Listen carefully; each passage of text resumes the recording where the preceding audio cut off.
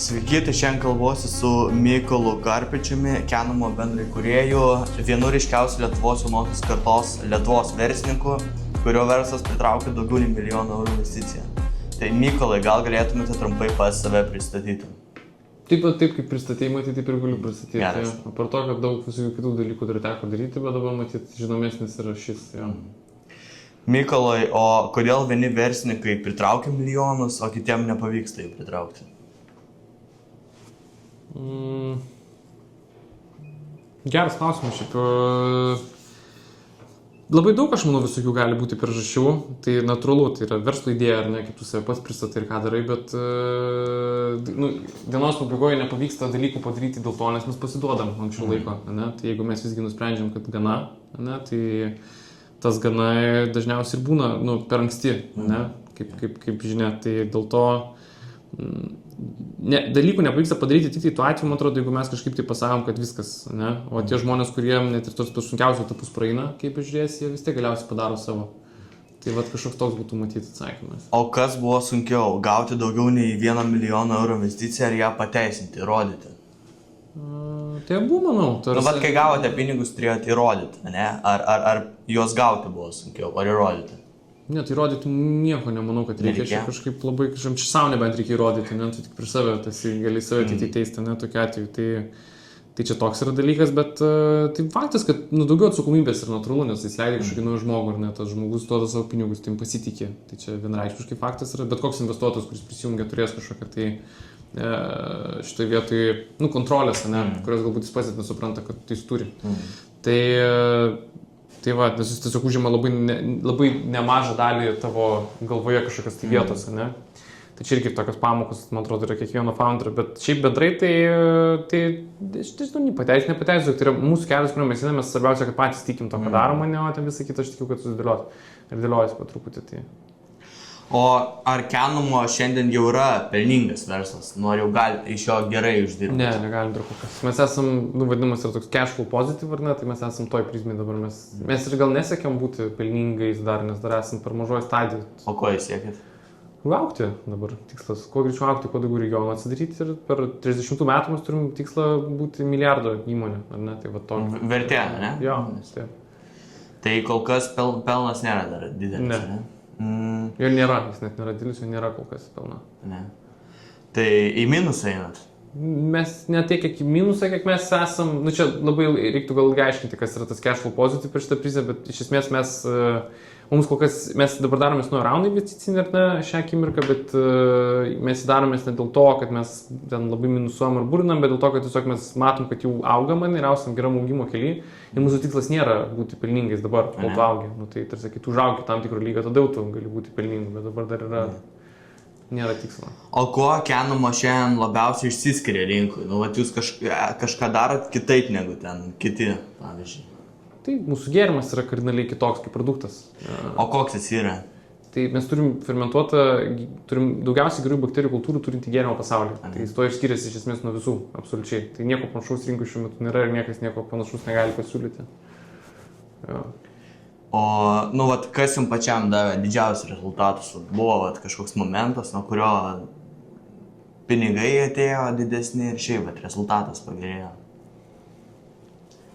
Tai mes visi labai daug patirčių turim, tarsi aš turėjau ir savo tam tikras patirtis, ar ne, kurios mane vedė ten per vienaip ir kitaip ir panašiai, tai ar buvo kažkoks tai vienas specifinis momentas, kur aš galėčiau nuo jo atsispirti ir sakyti jo, tai ne, tokio nebuvo, aš bent jau tokio negalėčiau vardinti dabar, bet ar buvo labai daug momentų, kada labai norėjusi pasiduoti, tai tikrai taip. Buvo, ne? Tai vienareikšmiškai faktas, 100%. O koks buvo sunkiausias etapas? Jūs pradėjote šnekėti, kad buvo momentų, kada norėjot baigti, tai ar buvo sunkiausias, kada viską mes norėjome? Kiekvieną kartą yra, ta prasme, pasikartojantis, tai yra, kiekvieną kartą yra vis atrodo sunkin, bet jau tu pradedi suprasti, kad tu jau prieš tai jau 2 metus įveikinėjai tą sunkin, tai tikriausiai ir dabar galėsi įveikti.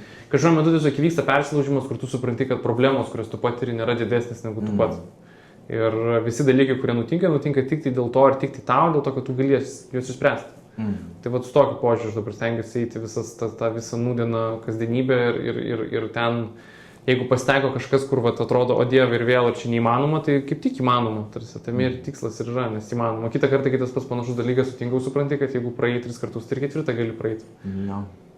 O didžiausia buvo kažkokia klaida, kada jūs, rezultatas jūsų kažkaip atsvėrė.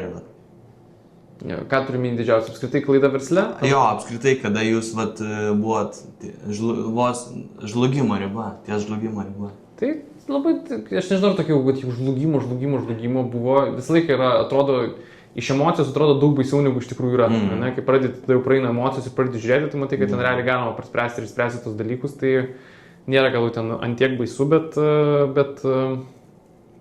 buvo, tarsi buvo krūvo visokių tų momentų, tarsi pilna, nes mes labai greitai judam. Tai kadangi mes labai greitai judam ir labai greitai stengiamės dalykus padaryti, labai natūralu, kad ta rizikos lygis yra gerokai aukštesnis negu daug kur.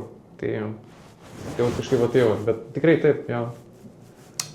O ką žmonės visiškai neteisingai supranta apie investicijas, apie milijoninės investicijas? Neteisingai ką supranta. Tai aš manau, kad žmonės labai dažnai galvoja, kad jiems yra reikalingos, kai jiems galbūt jos net nėra reikalingos. Ne. Tai tarsi yra labai daug momentų, kada tu gali pritraukti kažkokius tai pinigus ar ne, ir mes dažnai pritraukinėjom, nes taip sako, kad reikia daryti, bet tai nebūtinai reiškia, kad tai yra tiesa. Kartais galima ir be to praeiti. Pavyzdžiui, aš noriu ten nekilnojamą turtą vystyti, tai man, pavyzdžiui, reikia milijonų mažiausiai, ne? Tai vis tiek man iš kažkur jas reikia gauti. Net yra bankai, tarsi yra krūva, kas tu gali skolinti, jeigu tu nori nekilnojamą turtą vysinti, yra daug paprasčiau negu ten iš gėrių skolintis pinigų, nes tu gali keisti ir čia daug skirtingų momentų, bet bendrai paėmus, tai pinigų pritraukimo pats klausimas, jeigu tu žinai, ką tu parduodi ir tu tiki to, ką parduodi, jis niekada nebus sudėtinga.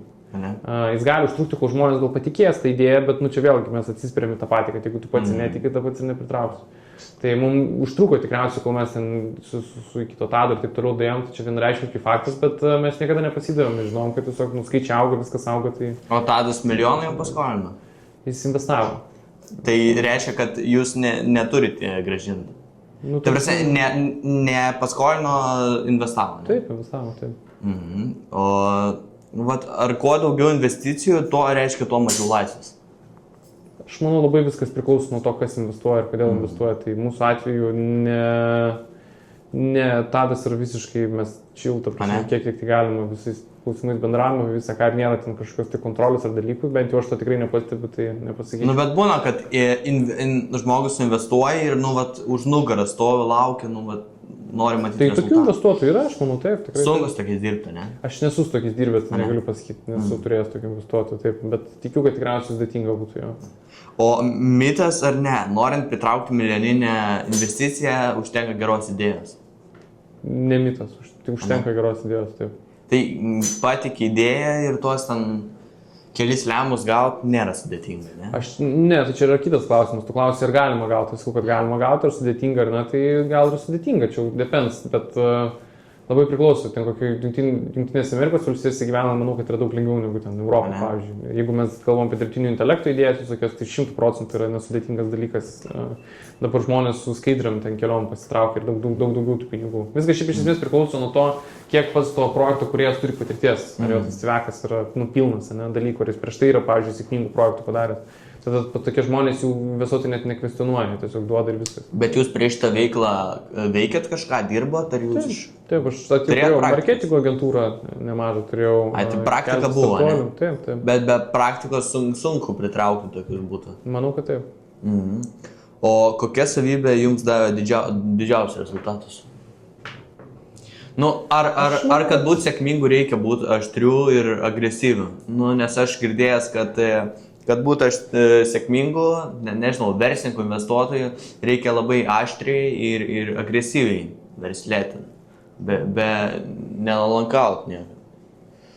Aš manau, kad daug labai būdų yra skirtingų, kaip ir ką galima tam verslę daryti ir kaip užsiimti, tai ar tas būdas yra teisingas gal, ar reikia būti tokiu kartais žmogumi, kuris ne visą laiką smagias naujienas praneša ar nesmagiai padaro dalykus, jo, bet taip, tarsi džiaugsmo versle yra, aš esu nekartą tą sakęs, 99% dalykų, kuriuos čia darai, yra šlykštus, nefaini, nesmagus ir tiesiog dieve mano, ir tas yra 1%, kuris, kažkaip tas 1% ištempia visą laiką, tas 99%. Tai. Bet jeigu jūs ten įdedat pastangas, bet matot, kad darbuotojai nedirba, ne, jūs ateinat, galit pasakyti, kad šitą atleidžiu, iš darbo. Aš manau, kad yra labai kvaila tiesiog atleisti darbuotojų, jeigu tai pasisamdėjai ir jisai nedirba iš principų ir matai per pirmus kelis mėnesius, tada yra kita situacija, bet jeigu tai yra darbuotojas, kuris pas tavai yra kelis metus, pavyzdžiui, ir, ne, ir jis kažkodėl pradeda nebedirbti, tai reikia kilintis tas priežastis.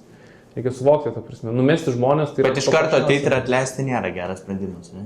Aš manau, kad turėtų būti pakankamai labai kvailų žmogumi, kad tokį dalyką padarytum. Tai. Supratau, o, ką apie didelį verslą žmonės supranta neteisingai?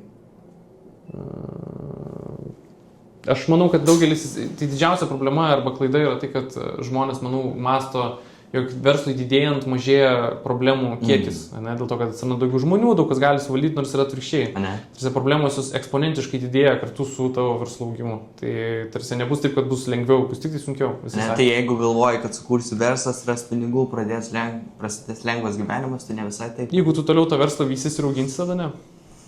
O koks buvo geriausias jūsų priimtas sprendimas, gal nuo jo daugiausiai uždirbta, kažkoks buvo priimtas sprendimas, nuo kurio ar rezultatai pradėjo augti, arba... Tai nepasiduoti. Tai geriausias sprendimas buvo nepasiduoti. Kai galvojau, visais momentais galvojau, kad viskas nepasakyti ne. O buvo tokių? Tai kaip jau klausimų buvo, štai taip. Bet tai, kaip jums kilo idėja sukurti gėris? Nes vis tiek gėrimą, o ne kažkokia tai...